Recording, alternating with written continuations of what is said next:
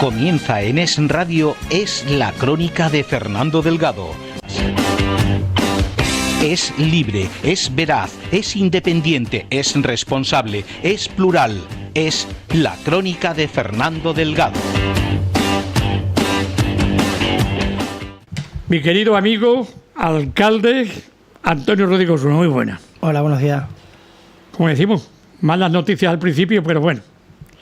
¿Qué vamos a hacer? Porque yo recuerdo que tú, me imagino que a Saguntino lo conocerías. Bueno, me lo conocería de referencias, ¿no? No personalmente no había tenido trato con él, pero claro, lógicamente sí, ¿no? Es eso. Dice que cuando no hay, la economía se pone sola. Y en el ayuntamiento no hay. Y la economía se tiene que poner también sola. Pero de una manera tremenda, porque es que con el presupuesto que tenéis llegáis a pocos sitios.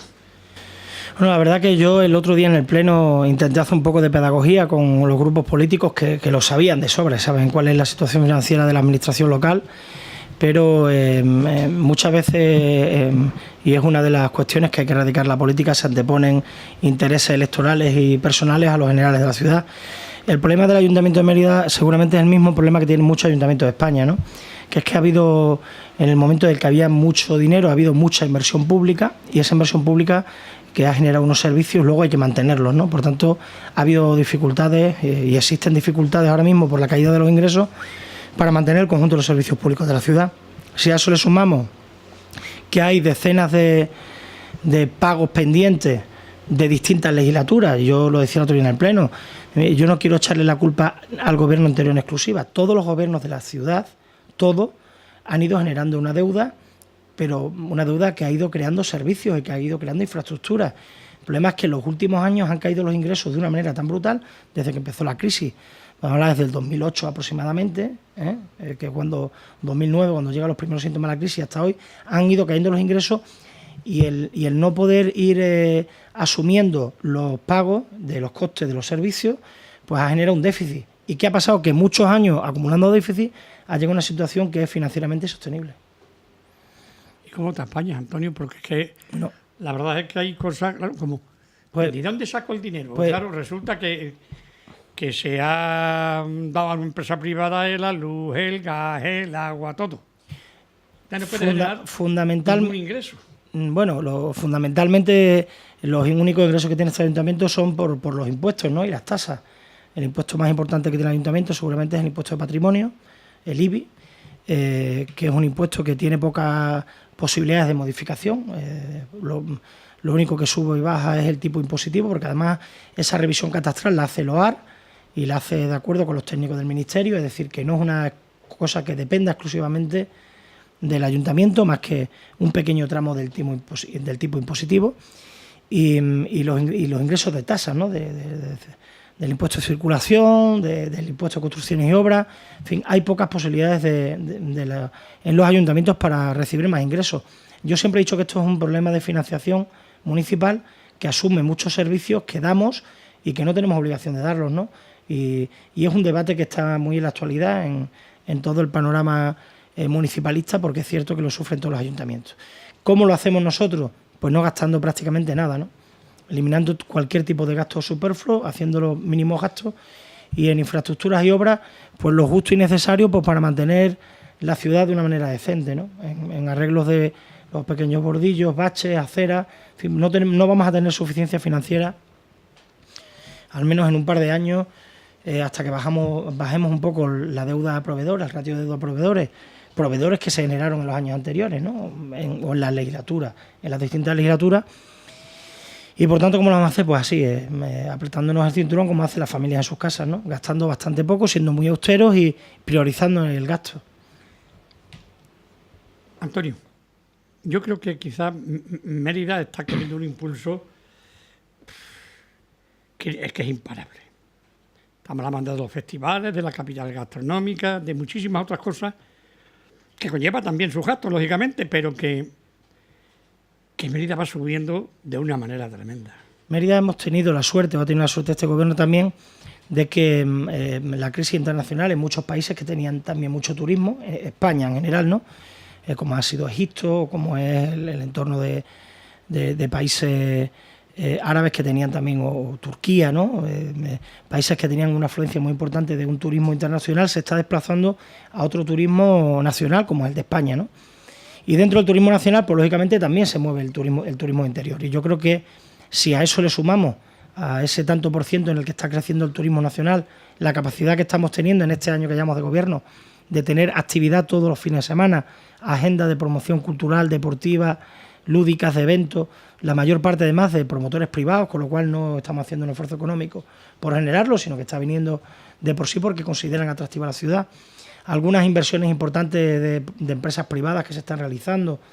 El otro día, bueno, ya está en obras el hostel de Marquesa de Pinares, hay otro hostal importante que está terminando, hay algunas inversiones previstas, una de ellas agroalimentaria, que posiblemente en septiembre empiece. Y enfrente de Medea, ¿no? ¿Con cada antigua o confederación hidrográfica? No, yo me refiero a otra en una finca. En fin, no quiero dar más detalles porque soy de los que piensa que las cosas se anuncian cuando se tienen todos los permisos y cuando hay una seguridad de ponerse en marcha. Es decir, estamos generando también cierta industria en torno al turismo.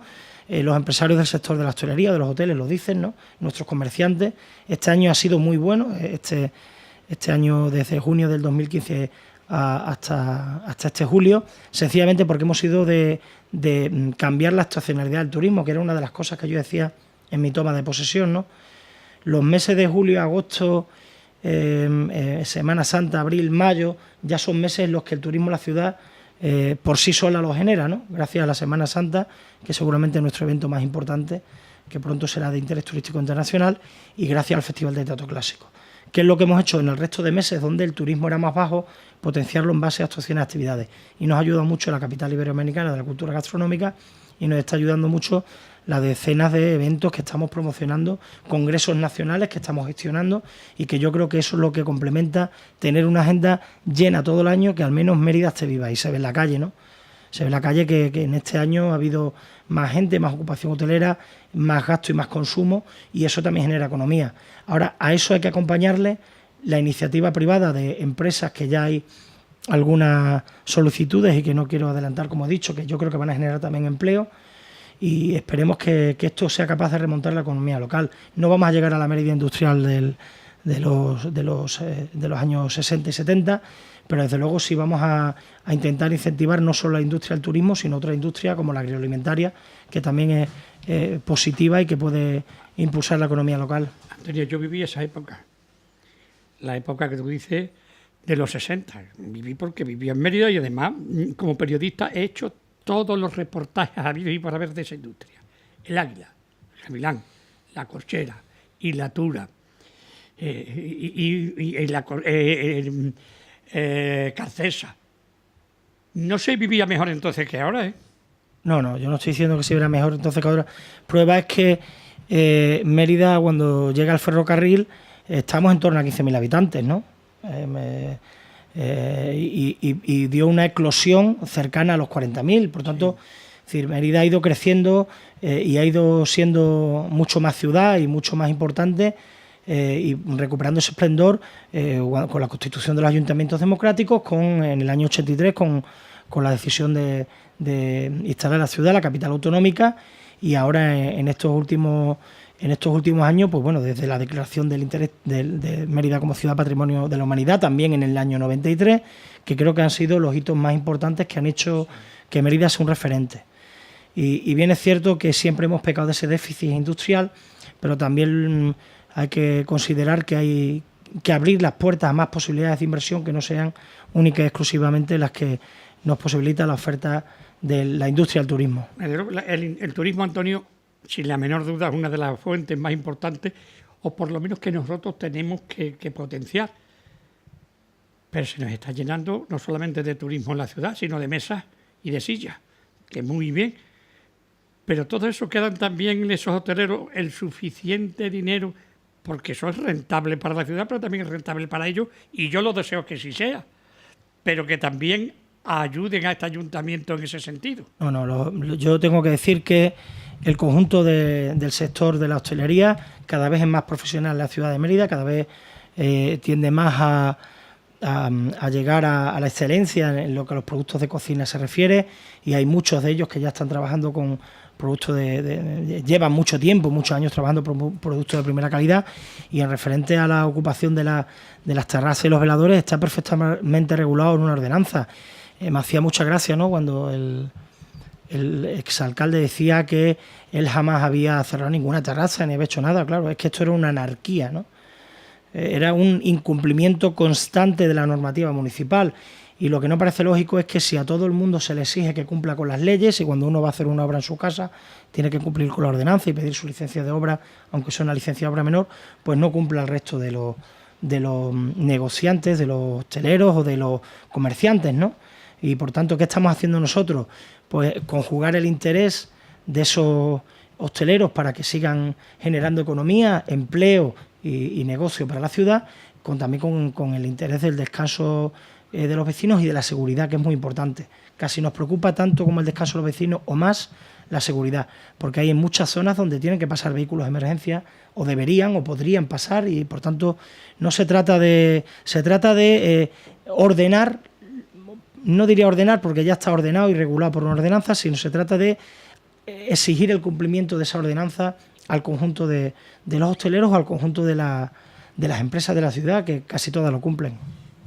Antonio, tú como alcalde no solamente eres responsable de la cosa del ayuntamiento, sino de Mérida en sí, incluso algunas cosas que, aunque no son competencia tuya, sí debes decir, aunque no es competencia mía, tengo que luchar porque esto se ponga en funcionamiento adecuadamente. Me estoy refiriendo, por ejemplo, a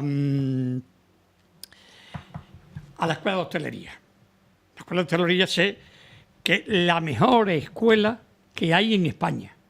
¿Por qué no se potencia adecuadamente y no se hacen no los cursos normales y corrientes, sino, es decir, la profesionalidad en el más amplio sentido de la palabra? Bueno, vamos a ver, que eso no es cierto, Fernando. En este último año no solamente se han puesto una formación mucho más profesionalizada, sino, por ejemplo, esta tarde participo en la inauguración de un máster de agroturismo. O sea, se han puesto en marcha 3 másteres por parte de la Universidad de Extremadura para formar a profesionales del sector de agroalimentario, de la hostelería, y son másteres de certificación universitaria.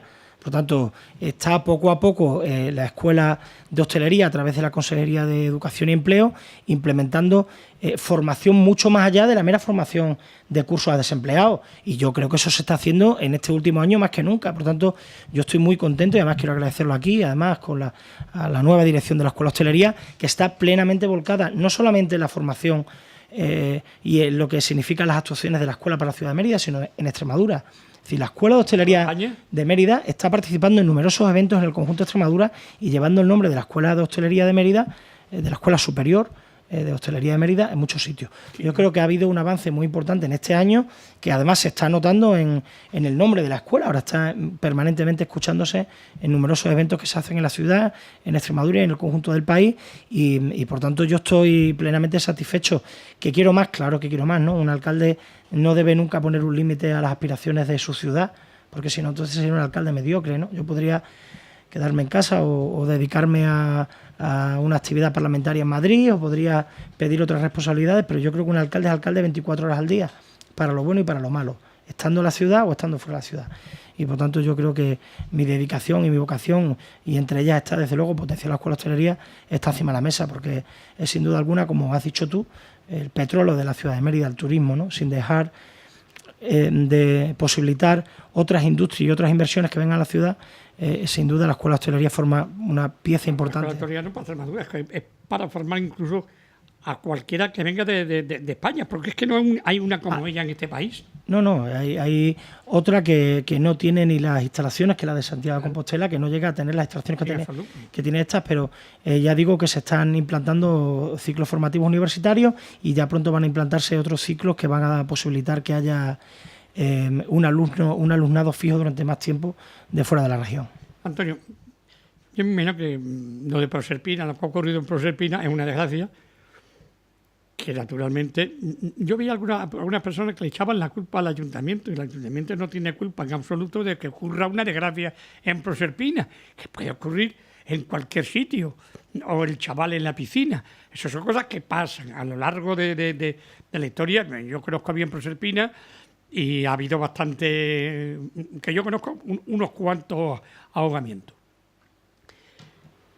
Pero yo recuerdo, y quiero hacer un homenaje a Antonio, de verdad, a 2 personas en Proserpina. Yo cuando estaba de presidente de la Cruz Roja, que no estaba hecho el centro, que recuerdo que lo hice en mi época, que me echó una mano muy buena una persona entrañable, que yo quise muchísimo, que es Alfonso Durán, que era una pedazo de persona como la copa de un pino, y que hicimos también la algodonera gracias a él. Yo recuerdo que íbamos la Cruz Roja sin que el ayuntamiento nos diera un duro y nos dejaban unos telones piragüismo para poder estar allí y que nos diera la sombra con un par de zodias y una ambulancia de las antiguas. Pero 2 personas, que era Lachón, no sé si te acordarás de ella, y Alfonso, se preocupaban de que sábados y domingos, por eso a ella, a los 2, una ya desaparecido, Lachón, le daban de comer a la Cruz Roja y le daban de beber a la Cruz Roja por estar allí. Y no ganaban ni un duro. La Cruz Roja debe hacer un servicio sin necesidad de convenio con el ayuntamiento. Fernando, no. Yo, primero, una cuestión por el triste suceso de Proserpina. En primer lugar, a veces la gente habla porque no tiene formación, lógicamente, ¿no? Y las causas quizás del fallecimiento pues solamente las conozca la familia y un servidor y el forense y poco más, ¿no? Y yo también. Por tanto, muchas veces los ahogamientos en piscinas públicas o en embalses o en pantanos no se producen porque mueran ahogados, ¿no? Sino por una posibilidad de que les haya dado un ataque al corazón, una parálisis, una epilepsia, etcétera, etcétera. Otras circunstancias añadidas que son las que al final te pueden dar ahí o te pueden dar en tu casa, y la circunstancia de la muerte es la misma, ¿no? Del fallecimiento. No es, al final no fallece uno del ahogamiento, sino de la causa primera de la muerte. Pero en cualquier caso, yo quiero dejar claro una cosa. En Extremadura, o sea, no hay ninguna zona de agua dulce. Extremadura es seguramente la comunidad de España que más kilómetros de agua dulce tiene, entre pantanos, embalses, de España entera, gargantas. Si no es la primera, la segunda comunidad. Todas las gargantas, en ningún sitio de eso, en ninguno hay socorristas, y en ninguno hay ningún puesto de protección ni ningún puesto sanitario, exclusivamente en aquellos los que el ayuntamiento lo decide. La ley de costas, además, la ley que obliga a tener los vigilantes en las playas, tiene una ratio ínfima. Es decir, en las playas, si uno ve una playa, hay un socorrista cada 6 kilómetros. Es decir, si alguien tiene un accidente en la playa, no le va a salvar ningún socorrista. El socorrista está sencillamente pues para atenciones de picaduras de medusa, atenciones de cuando a alguien le pasa algo en la orilla y la cercanía al puesto de socorrismo. ¿Y qué quiero decir con esto? Que el ayuntamiento no tiene la obligación, y yo por eso pedía prudencia, porque Proserpina tiene 5,5 kilómetros de costa, para que nos entendamos, de perímetro, más de 5,5 de kilómetros de perímetro.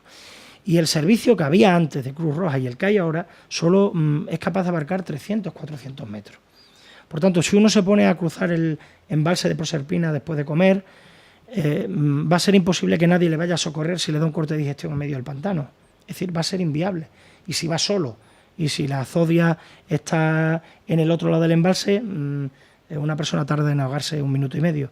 Por eso yo pedía prudencia, ¿no? Que el ayuntamiento primero no tiene la obligación de prestar ese servicio, lo hace porque lo considera y porque es de mutuo propio. Y en segundo lugar, ¿por qué antes se daba el servicio gratis y ahora se da pagando? Pues porque lo exige la ley, Fernando. Porque ya tienen que ser profesionales, porque se le exige una responsabilidad al profesional que está prestando ese servicio. Perdona, los profesionales que yo tenía eran profesionales como la copa de un pino. Fernando, estaban militarizados además, ¿eh? Fernando, la Cruz Roja ha cambiado su estatuto y su modo de funcionamiento, y de hecho uno de los problemas por el que este año se ha retrasado, por ejemplo, el servicio 10 o 15 días, como el año pasado, es sencillamente porque ya no se pueden hacer convenios, ya hay que hacer un contrato como el que se le hace a una empresa, ¿no? Porque la ley de estabilidad presupuestaria y la nueva ley de contratos no permite ya que un servicio como ese de prestación se haga en base a convenios, sino que tiene que ser un concurso público y un contrato. Por tanto, bueno, yo creo que la circunstancia es una desgracia añadida, pero reitero, lo más importante es que la gente tiene que saber que aunque haya allí 2 socorristas, eso no va a garantizar un servicio de vigilancia y de protección en todo el conjunto del perímetro de Proserpina, sino en la zona de chiringuitos y siempre y cuando el suceso esté en el entorno de la capacidad de vigilancia del personal. De todas maneras, yo opino que sí. Vamos a hacer una pausa, pero yo recuerdo que si la Zodiac se encuentra dando vueltas y ve alguno en peligro y demás, eso no es noticia, porque lo salvas y eso no es noticia. La noticia es cuando se ahoga, por desgracia. Pero los socorristas que yo tuve salvaron a muchísimas personas porque estaban cansadas en el medio del lago, porque se encontraban mal y cosas de esas. Y eso no es noticia, pero yo tenía la relación completa de decenas de chavales y de personas mayores y más jóvenes que en un momento determinado los ayudaron. Y yo sigo pensando que la Cruz Roja es un servicio que tiene que darse de forma gratuita, sin tener que ver con el ayuntamiento, y para ello tiene un puesto de socorro. Si no lo hacen, serán que los estatutos de antes no son como los de ahora. Bueno, pues los de ahora serán cobrando. Los de entonces, mi sombrerazo para los que en aquella época, siendo médicos, practicantes, ATS y de todo, estaban al servicio de una comunidad como la de Mérida. Vamos a hacer una pausa.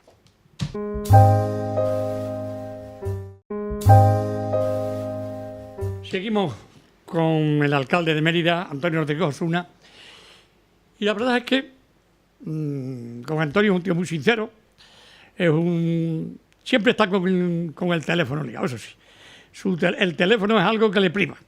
Está con los Twitter, con los Facebook, no, perdona, sabe más que nadie. No es tanto de redes sociales como de atender a la gente y a la... el alcalde tiene que estar 24 horas al día disponible. Al tanto, ¿no? Oye, me decías al principio que no hay dinero, la verdad, están las cosas mal. Sin embargo, hay que hacer cosas, por ejemplo, como la limpieza del río Albarrega, y que no te venga, y eso tú no tienes dinero para eso, otra avalancha del Camalote.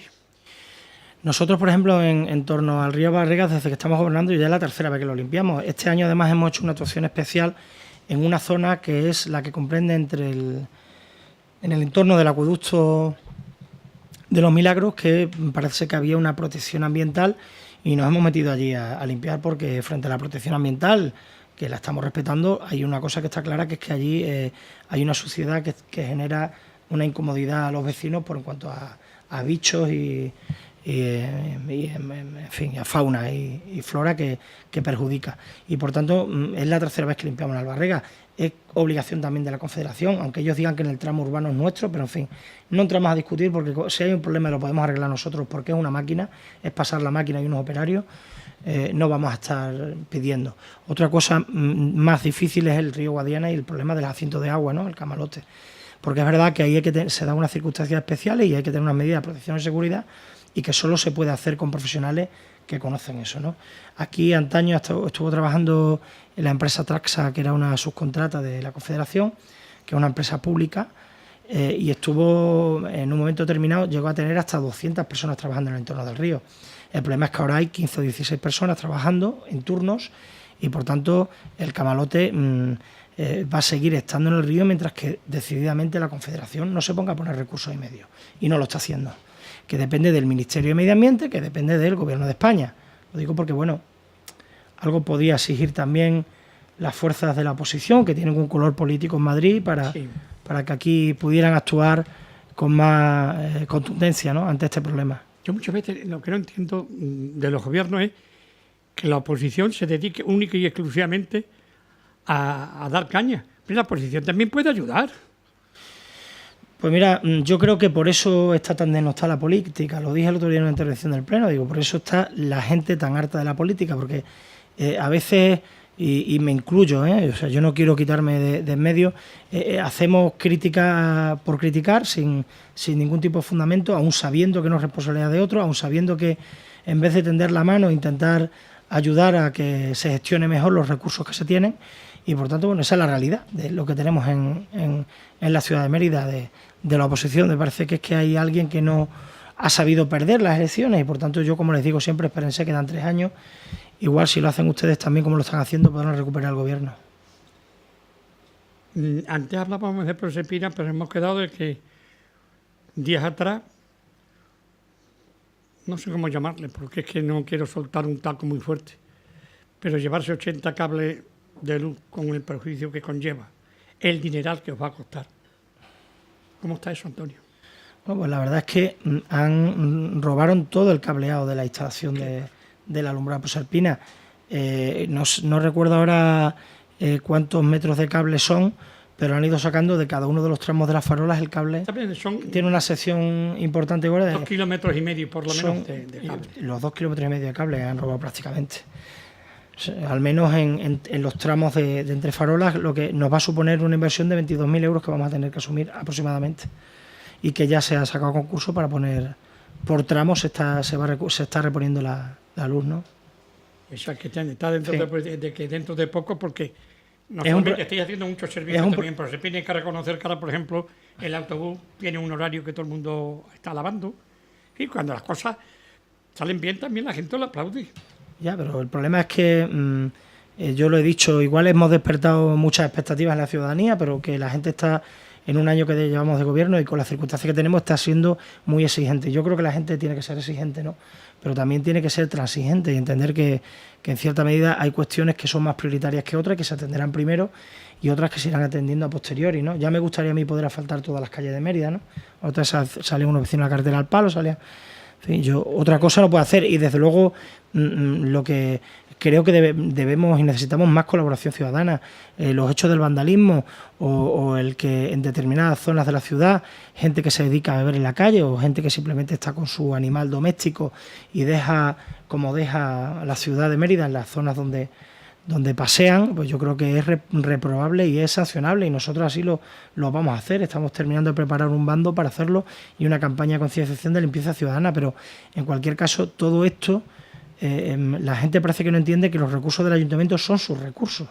Nosotros podemos subirla bien positiva, si la gente quiere que toda la suciedad que vamos dejando intencionadamente en determinadas zonas las limpie los servicios municipales de limpieza, pues habrá que subir el coste del servicio.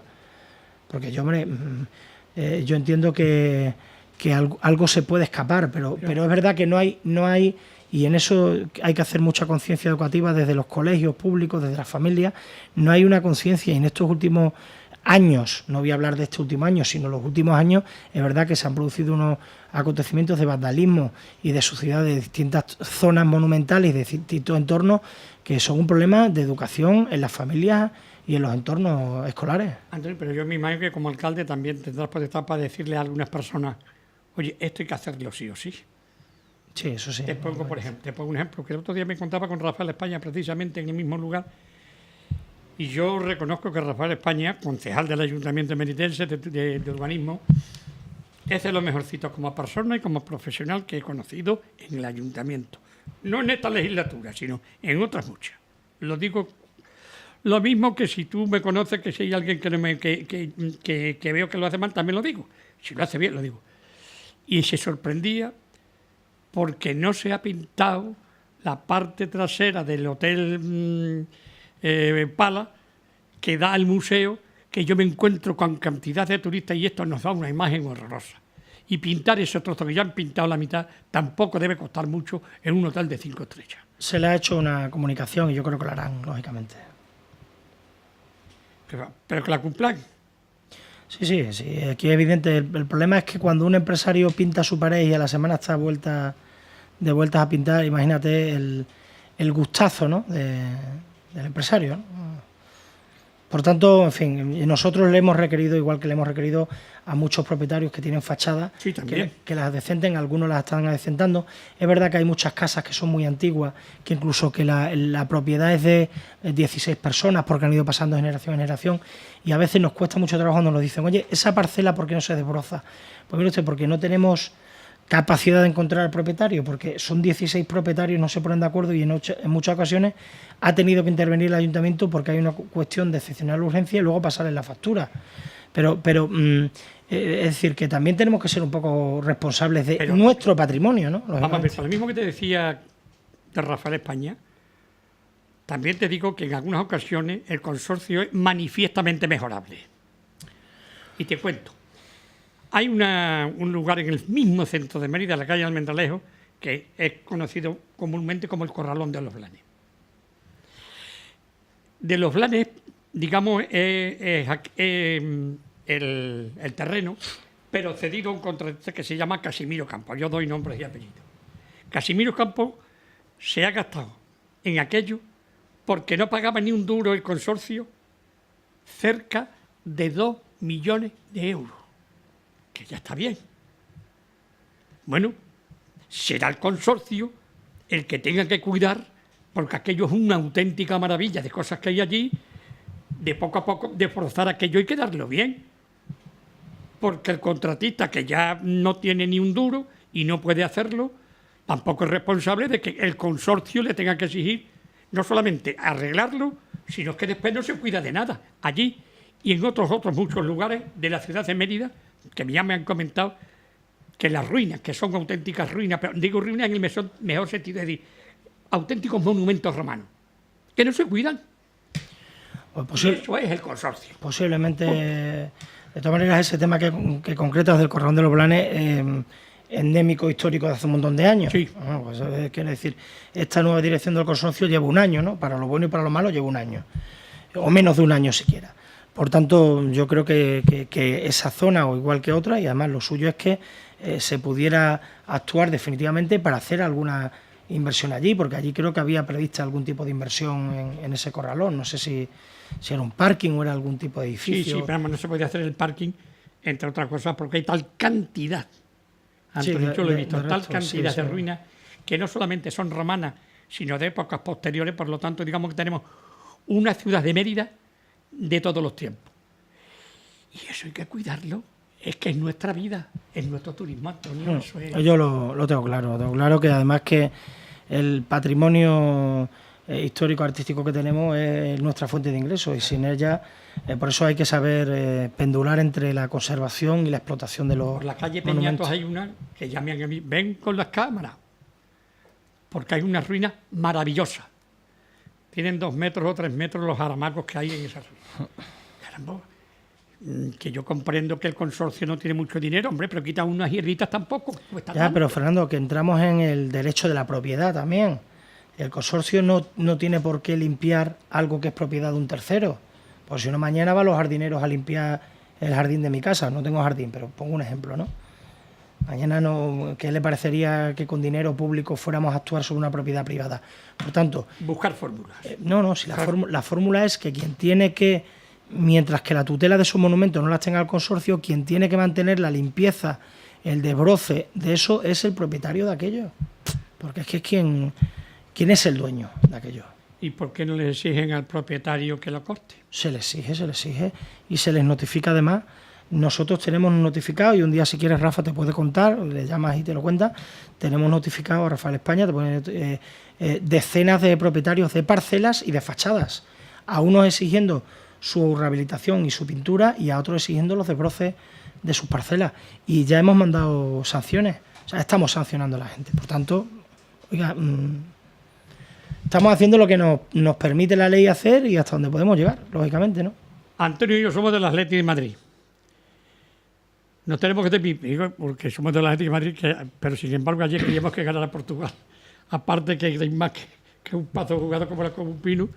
Yo preferí que le marcara ningún gol, porque si lo marques ya no lo quitan del Athletic de Madrid. Yo prefiero que sigas con nosotros. Muchas gracias por estar aquí.